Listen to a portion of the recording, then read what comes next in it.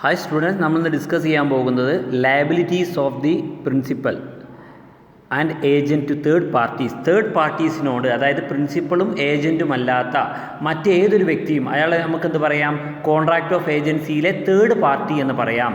അപ്പോൾ തേർഡ് പാർട്ടീസിനോട് എന്ത് ചെയ്യുന്നു, പ്രിൻസിപ്പൽക്കോ ഏജൻറ്റിനോ ഉള്ള ബാധ്യതയെക്കുറിച്ചാണ് നമ്മളിവിടെ ഡിസ്കസ് ചെയ്യുന്നത്. After the appointment the agent gets the authority to bind the principal by act.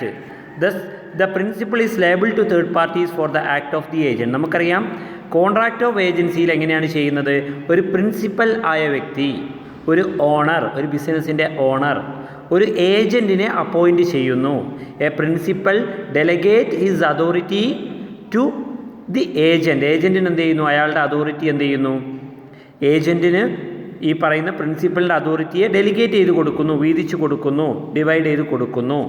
അങ്ങനെയാണെങ്കിൽ ഏജൻറ്റ് ചെയ്യുന്ന ഏതൊരു പ്രവൃത്തിക്കും ആര് ഉത്തരവാദിയായിരിക്കും, പ്രിൻസിപ്പൽ ഉത്തരവാദിയായിരിക്കും. കാരണം എന്താണ്, പ്രിൻസിപ്പൾക്ക് വേണ്ടിയിട്ട് agent act on behalf of the പ്രിൻസിപ്പൾക്ക് വേണ്ടിയിട്ടാണ് ഏജൻറ്റ് പ്രവർത്തിക്കുന്നത്.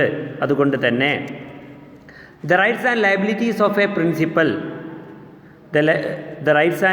ലയബിലിറ്റീസ് ഓഫ് എ പ്രിൻസിപ്പൽ അതായത് ഒരു പ്രിൻസിപ്പലിൻ്റെ അവകാശവും ബാധ്യതയും ഇൻ റിലേഷൻ ടു തേർഡ് പാർട്ടീസിനോട്, കോൺട്രാക്റ്റ് ഓഫ് ഏജൻസി പ്രകാരം ഒരു തേർഡ് പാർട്ടിക്ക്, മൂന്നാമതൊരു പാർട്ടിയോട് ഒരു പ്രിൻസിപ്പൾക്കുള്ള അവകാശങ്ങളും ബാധ്യതയും ആശ്രയിച്ചിരിക്കുന്നത് പ്രിൻസിപ്പൽ ഏത് തരത്തിലുള്ള ആളാണെന്നതിൻ്റെ അടിസ്ഥാനത്തിലാണ്.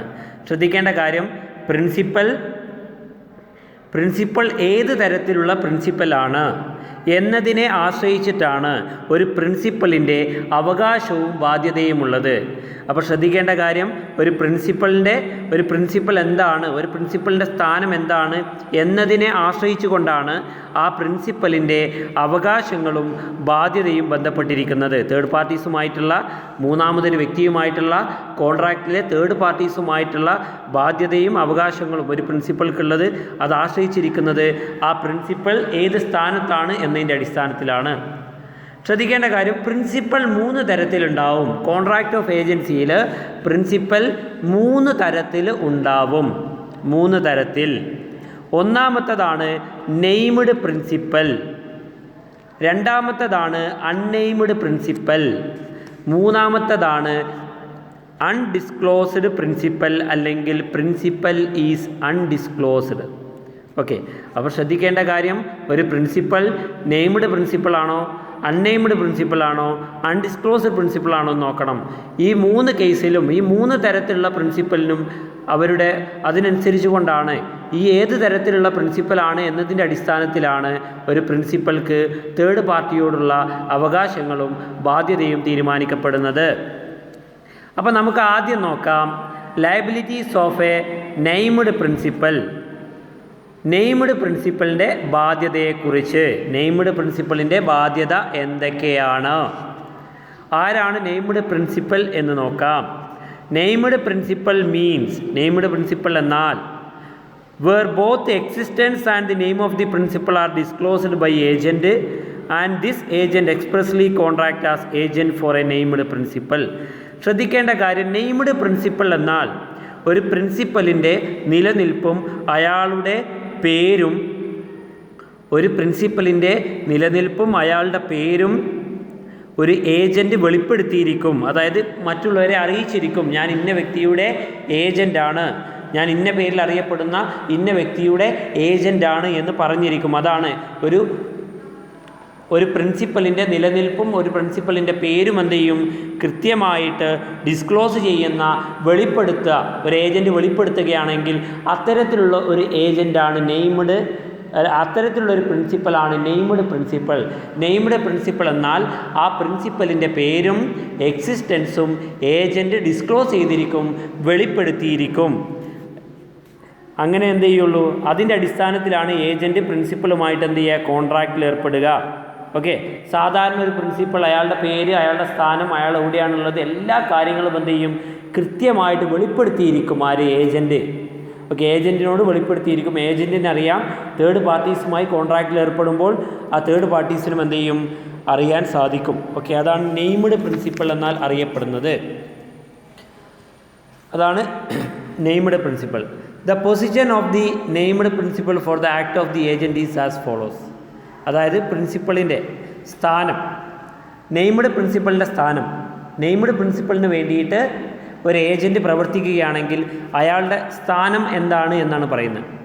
When the agent act within his authority, ഒരു ഏജൻറ്റ്, നെയ്മഡ് പ്രിൻസിപ്പളിൻ്റെ ഒരു ഏജൻറ്റ്, ശ്രദ്ധിക്കുക, നെയ്മഡ് പ്രിൻസിപ്പളിൻ്റെ ഒരു ഏജൻറ്റ് അയാളെ ഏൽപ്പിച്ചതായ അധികാരത്തിൻ്റെ ഉത്തരവാദിത്തത്തിൻ്റെ അനുസരിച്ചുകൊണ്ട് പ്രവർത്തിക്കുകയാണെങ്കിൽ, ശ്രദ്ധിക്കേണ്ട കാര്യം, ഒരു ഏജൻറ്റ് അയാളെ ഏൽപ്പിച്ച അധികാരത്തിൻ്റെ അടിസ്ഥാനത്തിലാണ് പ്രവർത്തിക്കുന്നത് എങ്കിൽ എന്ത്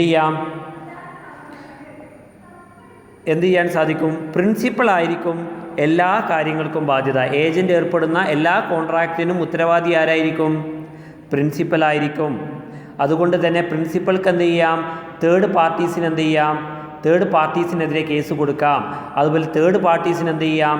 പ്രിൻസിപ്പാൾക്കെതിരെയും കേസ് കൊടുക്കാം. എക്സാമ്പിൾ പറയുന്നു, എ എന്ന് പറയുന്ന വ്യക്തി ഓതറൈസ്ഡ് ഈസ് ഏജൻറ്റ്, അംഗീകരിച്ചു, അയാൾ ചുമതലപ്പെടുത്തി ഈസ് ഏജൻറ്റ് ബി എന്ന് പറയുന്ന ഏജൻറ്റിന് ചുമതലപ്പെടുത്തി എന്തിനു വേണ്ടിയിട്ട്? To purchase 100 table fan, 100 table fan വാങ്ങുന്നതിന് വേണ്ടിയിട്ട്.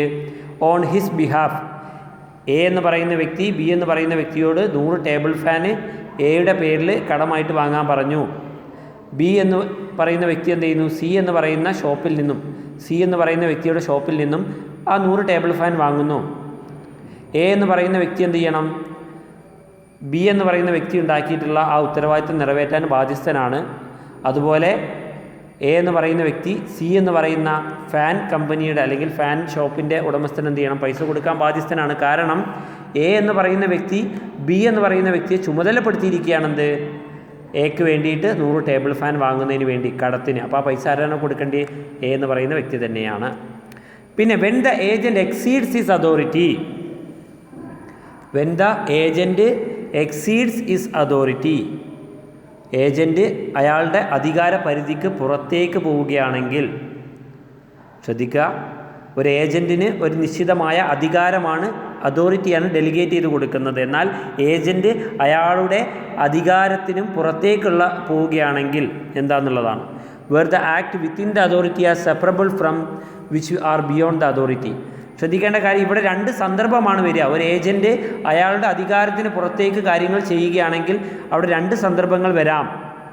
ഒന്ന്, when the act within the authority are separable, അതായത് ഈ ഏജൻറ്റ് ചെയ്ത പ്രവൃത്തികൾ, അതായത് അയാളുടെ അധികാരപ്രകാരം ചെയ്ത പ്രവൃത്തികളും അധികാരപ്രകാരമല്ലാതെ അധികാരത്തിന് പുറത്ത് നിന്ന് കൊണ്ട് ചെയ്ത പ്രവൃത്തികളും വേർതിരിക്കുവാൻ, സെപ്പറേറ്റ് ചെയ്യുവാൻ, ഡിവൈഡ് ചെയ്യുവാൻ സാധിക്കുന്നു എങ്കിൽ, അങ്ങനെ സാധിക്കുന്നുവെങ്കിൽ എന്ത് ചെയ്യാം? ആ അതോറിറ്റിക്കുള്ളിൽ നിന്ന് ചെയ്ത കാര്യത്തിന് പ്രിൻസിപ്പൽ ലയബിൾ ആയിരിക്കും. അതോറിറ്റിക്ക് പുറത്ത് നിന്ന് ചെയ്ത കാര്യത്തിന് എന്ത് ചെയ്യും? പ്രിൻസിപ്പൽ ലയബിൾ ആയിരിക്കില്ല. ഓക്കെ, ഇവിടെ എക്സാമ്പിൾ പറയുന്നത് എക്സ് ഓതറൈസസ്, എക്സ് എന്ന് പറയുന്ന വ്യക്തി ഓതറൈസ് ചെയ്യുന്നു അയാളുടെ ഏജൻറ്റിനെ വൈയിന് എന്തിനു വേണ്ടിയിട്ട്? ഒരു ഇൻഷുറൻസ് എടുക്കാൻ 5000 രൂപയ്ക്ക്. ഡൽഹിയിലുള്ള ഒരു ഗോഡൗണിൻ്റെ മുകളിൽ 5000 രൂപയ്ക്ക് ഒരു ഇൻഷുറൻസ് എടുക്കാൻ എക്സ് എന്ന് പറയുന്ന വ്യക്തി വൈ എന്ന് പറയുന്ന ഏജൻറ്റിനെ എന്ത് ചെയ്തു? ചുമതലപ്പെടുത്തി. വൈ എന്ത് ചെയ്തു? 5000 രൂപയുടെ പോളിസി എടുത്തു. എന്തിന്? ഡൽഹിയിലെ ഗോഡൗണിൻ്റെ മുകളിൽ. മാത്രമല്ല ഒരു 3000 രൂപയുടെ ഒരു പോളിസിയും കൂടി ഗാസിയാബാദിലുള്ള ഒരു ഗോഡൗണിൻ്റെ മുകളിൽ ഒരു 3000ൻ്റെ പോളിസിയും കൂടി എടുത്തു. അങ്ങനെയാണെങ്കിൽ എക്സ് എന്ന് പറയുന്ന വ്യക്തി ഡൽഹി ഗോഡൗണിൻ്റെ ഇൻഷുറൻസ് പോളിസിക്കുള്ള പ്രീമിയം മാത്രം അടച്ചാൽ മതി. കാരണം എന്താ?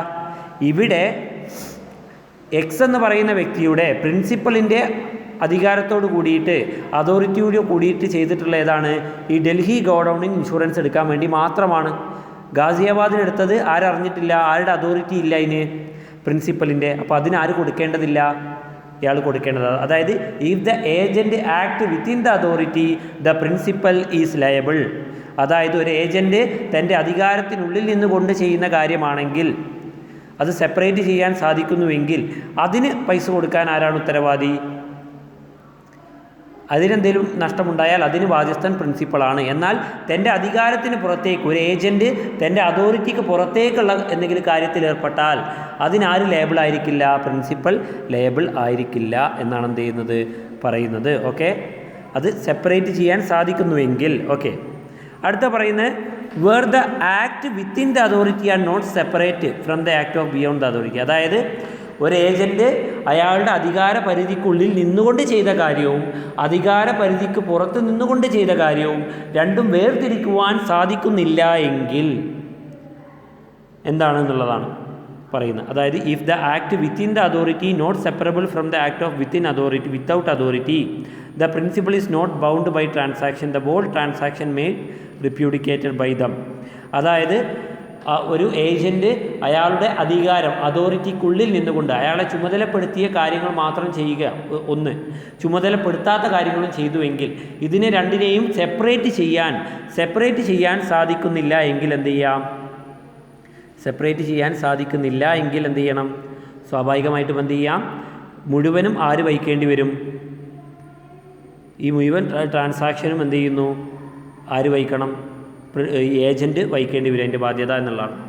പിന്നെ വരുന്നതാണ് principal inducing a belief that agent unauthorised act were authorised. Principal induce ചെയ്യുന്നു എ ബിലീഫ്, അയാളൊരു വിശ്വാസം, ദാറ്റ് ഏജൻറ്റിൻ്റെ അൺഓതറൈസ്ഡ് ആക്ട് എന്ത് ചെയ്തു? ഓതറൈസ്ഡ് ചെയ്തിട്ടുണ്ട് എന്ന്.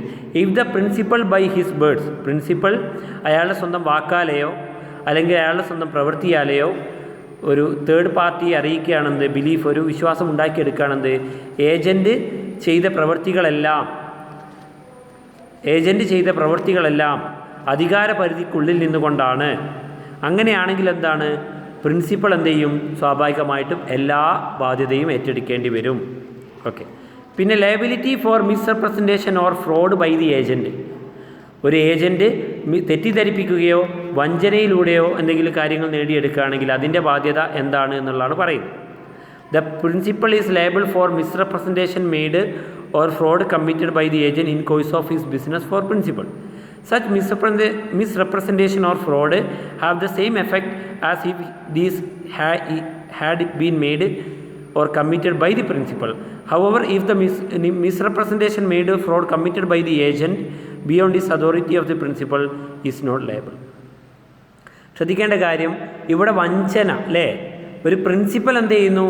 എന്തെങ്കിലും ഫ്രോഡോ മിസ്റെപ്രസെൻറ്റേഷനോ നടത്തിയാൽ തേർഡ് പാർട്ടീസുമായി മൂന്നാമതൊരു വ്യക്തി, കരാറിലെ കോൺട്രാക്ട് ഓഫ് ഏജൻസി മൂന്നാമതൊരു തേർഡ് പാർട്ടീസുമായി വെക്കുന്ന കരാറിൽ എന്തെങ്കിലും നഷ്ടമുണ്ടായാൽ അതിൻ്റെ ബാധ്യത മുഴുവൻ പ്രിൻസിപ്പൽ വഹിക്കണം. കാരണം എന്താണ്? പ്രിൻസിപ്പളാണ് അവിടെ എന്ത് ചെയ്തിട്ടുള്ളത്? മിസ്റെപ്രസെൻറ്റേഷനും ഫ്രോഡും നടത്തിയിട്ടുള്ളത്. ഇനി അതല്ല ഏജൻ്റാണ് എങ്കിൽ ഏജൻ്റ് ആയിരിക്കണം ലേബിൾ ആവുക എന്നുള്ളതാണ്. പിന്നെ പറയുന്നതോ, ഇനി രണ്ടാമത്തതാണ് നമ്മളുടെ മെയിനായിട്ടുള്ള ലയബിലിറ്റി. ഒന്നാമത്തെ നമ്മൾ പറഞ്ഞു ലയബിലിറ്റി ഓഫ് നെയ്മഡ് പ്രിൻസിപ്പൽ, രണ്ടാമത്തത് ലയബിലിറ്റി ഓഫ് അൺനെയ്മഡ് പ്രിൻസിപ്പൽ എന്നുള്ളതാണ്. അതിൽ പറയുന്നു അൺനെയ്മഡ് പ്രിൻസിപ്പൽ എന്ന് വെച്ചാൽ ആരാണ്? It means a principal whose existence has been disclosed by the agent but his name has not been disclosed. അതായത് ഇവിടെ എന്ത് ചെയ്യുന്നു? ഒരു ഏജൻറ്റ് എന്ത് ചെയ്യുന്നു? അയാൾ ഒരു വ്യക്തിയുടെ ഏജൻ്റാണ് എന്ന് പറയുന്നു. അതായത് എ എന്ന് പറയുന്ന വ്യക്തി എന്ത് ചെയ്യുന്നു? പറയാണ് ഞാൻ ബി എന്ന് പറയുന്ന വ്യക്തിയുടെ ഏജൻ്റാണ്. ബി എന്ന് പറയുന്ന വ്യക്തി എന്ന് പറയില്ല, ഞാനൊരു വ്യക്തിയുടെ ഏജൻ്റാണ് എന്ന് വെളിപ്പെടുത്തുന്നു. Unnamed principal means a principal whose existence has been disclosed. അതായത് ഒരു പ്രിൻസിപ്പലിൻ്റെ നിലനിൽപ്പ് എന്ത് ചെയ്യുന്നു? വെളിപ്പെടുത്തുന്നുണ്ട് by the agent but his name not disclosed. പക്ഷെ എന്ത് ചെയ്തിട്ടില്ല? ഈ പ്രിൻസിപ്പലിൻ്റെ പേരെന്ത് ചെയ്തിട്ടില്ല? വെളിപ്പെടുത്തിയിട്ടില്ല. If the agent while contracting with third parties discloses the fact that he is a agent. അതായത് ഒരു ഏജൻറ്റ് എന്ത് ചെയ്യുന്നു? തേർഡ് പാർട്ടീസുമായി കരാറിൽ ഏർപ്പെടുമ്പോൾ അയാൾ വെളിപ്പെടുത്തുന്നു എന്ത്? ഹീ ഈസ് ആൻ ഏജൻറ്റ്, ഞാനൊരു ഏജൻ്റാണ്, മറ്റൊരു വ്യക്തിക്ക് വേണ്ടിയിട്ടാണ് ജോലി എടുക്കുന്നത്. But does not disclose the name of principal. പക്ഷെ എന്ത് ചെയ്തില്ല? ആ പ്രിൻസിപ്പലിൻ്റെ പേര് ആർക്ക് വേണ്ടിയാണ് തൊഴിലെടുക്കുന്നതെന്ന് പറഞ്ഞിട്ടില്ല എങ്കിൽ the principal is liable by the contract made on his behalf. Principal എന്ത് ചെയ്യും? ബാധ്യസ്ഥനാണ് എല്ലാ കാര്യങ്ങൾക്കും എന്നുള്ളത്. For creating this liability, the unnamed principal should be in existence at the time of contract and act done on behalf of the principal within the scope of authority of the agent. ശ്രദ്ധിക്കേണ്ട കാര്യം, ഒരു unnamed പ്രിൻസിപ്പളിന് വേണ്ടിയിട്ട് agent third പാർട്ടീസുമായി കരാറിൽ ഏർപ്പെട്ടാൽ അതിൻ്റെ മുഴുവൻ ബാധ്യതയും ആർക്കായിരിക്കും? പ്രിൻസിപ്പൾക്കായിരിക്കും. ഇത്തരത്തിൽ unnamed പ്രിൻസിപ്പളിന് ബാധ്യത ഉണ്ടാവണമെങ്കിൽ അയാൾ അൺനെയിംഡ് പ്രിൻസിപ്പളായി ആ സമയത്ത് നിലവിലുണ്ടായിരിക്കണം. അതുപോലെ തന്നെ ഈ അൺനെയിംഡ് പ്രിൻസിപ്പളിന് വേണ്ടിയിട്ടായിരിക്കണം ഏജൻറ്റ് പ്രവർത്തിക്കേണ്ടത്. മാത്രമല്ല ഏജൻറ്റിനെ ഏൽപ്പിച്ച അധികാര പരിധിക്കുള്ളിൽ നിന്നുകൊണ്ടായിരിക്കണം എന്ത് ചെയ്യേണ്ടത്? ഈ ജോലി ചെയ്യേണ്ടത് എന്നാണ്. If the agent refuses to disclose the identity of the principal, agent തൻ്റെ പ്രിൻസിപ്പലിൻ്റെ ഐഡൻറ്റിറ്റി വെളിപ്പെടുത്തുവാൻ തയ്യാറാവുന്നില്ല എങ്കിൽ when asked by the third parties എന്ത് ചെയ്യുകയാണ്? പറയുകയാണ് ഏജൻറ്റിനോട്, താങ്കളുടെ പ്രിൻസിപ്പളിൻ്റെ കാര്യങ്ങളൊക്കെ ഒന്ന് പറഞ്ഞു തരണം. അപ്പോൾ എന്ത് ചെയ്തു? ഈ പറയുന്ന ഏജൻറ്റ് തേർഡ് പാർട്ടീസിനോട് പറഞ്ഞു കൊടുക്കുന്നില്ല എങ്കിൽ, അങ്ങനെയാണെങ്കിൽ എന്താണ്? ആരാണ് ലയബിൾ ആവുക? ഏജൻ്റാണ്. കാരണം തേർഡ് പാർട്ടീസ് ചോദിക്കുകയാണ്, ആരാണ് നിങ്ങളുടെ പ്രിൻസിപ്പൾ, ആരാണ് നിങ്ങൾ ഈ ജോലിക്ക് ചുമതലപ്പെടുത്തിയത് എന്ന് ചോദിക്കുകയാണെങ്കിൽ അത് പറഞ്ഞു കൊടുക്കാൻ ഈ പറയുന്ന ഏജൻറ്റ് തയ്യാറായിട്ടില്ല എങ്കിൽ മുഴുവൻ ബാധ്യതയും ആർക്കായിരിക്കും? ഈ പറയുന്ന ഏജൻറ്റിനായിരിക്കും. അടുത്തതാണ്, മൂന്നാമത്തതാണ് liability of undisclosed principal. Liability of undisclosed principal എന്താണ്?